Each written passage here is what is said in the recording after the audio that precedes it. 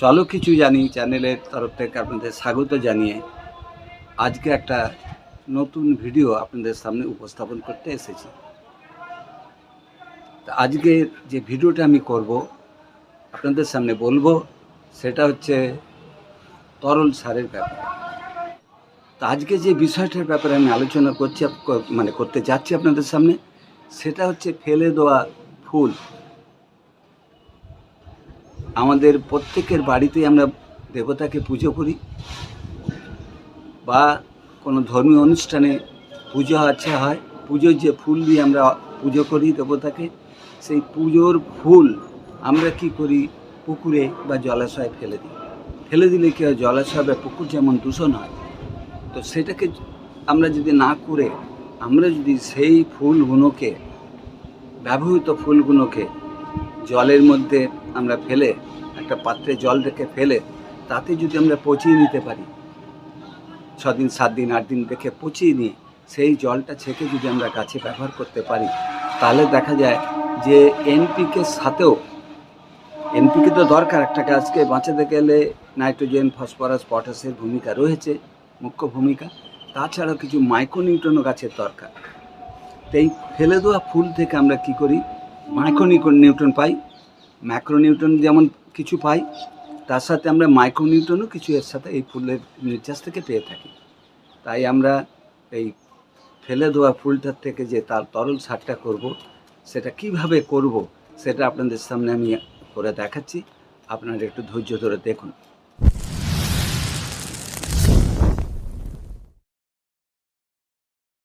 এই ফুলগুলোকে ঠাকুর পুজো হয়ে যাওয়ার পর ফুলগুলো বেঁচেছে।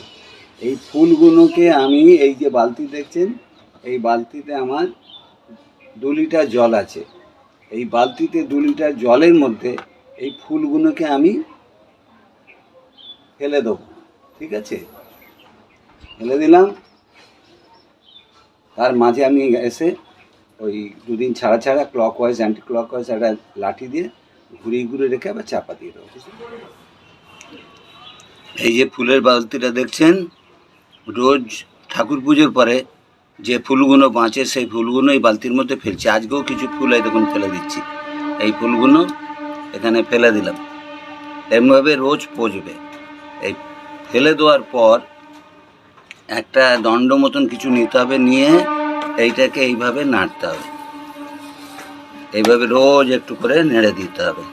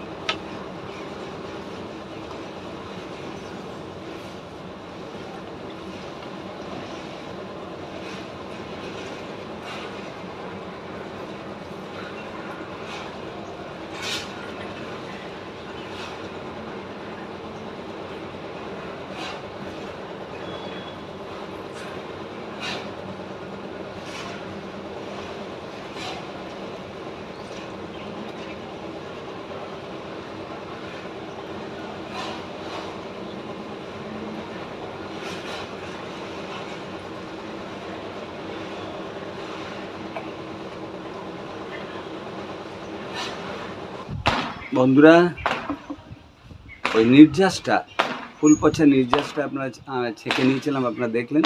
ছাঁকার পর যে নির্যাসটা বেরিয়েছে, তাতে আমি 1 কাপ ওই ফুলের নির্যাসটা নিয়ে যাব।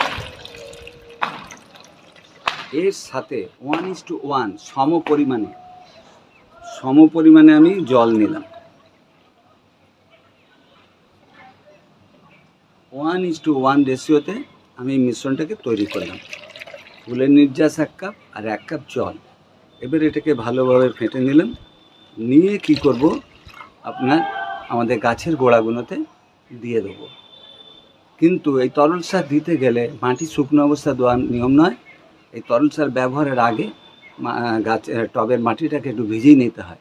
যেহেতু সকালবেলা বৃষ্টি হয়েছে, আমার মাটি ভেজে আছে, ওই জন্য আমি আর এটাকে ভেজালাম না। মাটিটাকে আমি সরাসরি গাছের গোড়াতে, মানে টবের ধারে, মানে প্রতি গাছে 1 কাপ করে, 8 থেকে 10 ইঞ্চি যদি টব হয় তাহলে 1 কাপ, আর 8 ইঞ্চি ছোটো হলে পরে 1.25 কাপ, হাফ কাপ করে তরল সার আপনারা ইউজ করতে পারেন।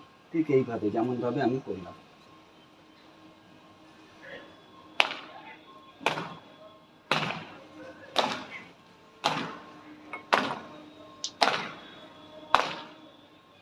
তাহলে এইভাবে আমরা একে প্রয়োগ করতে পারি।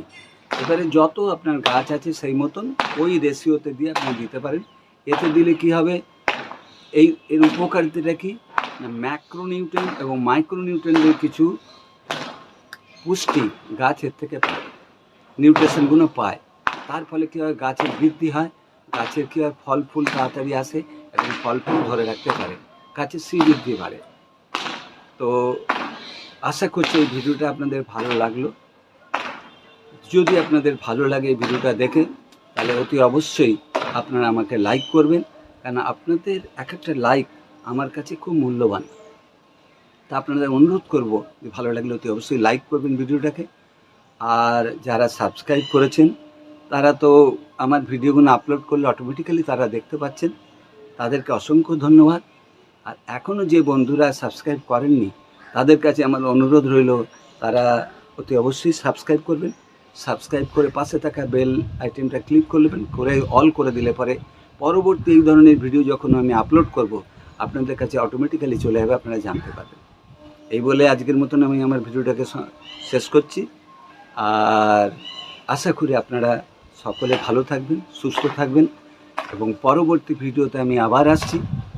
পরবর্তী ভিডিওতে নতুন কোনো ধরনের ভিডিও নিয়ে আপনাদের কাছে উপস্থাপন করব, সেই আশা রেখে আমি আজকের মতন বিদায় নিলাম। ধন্যবাদ।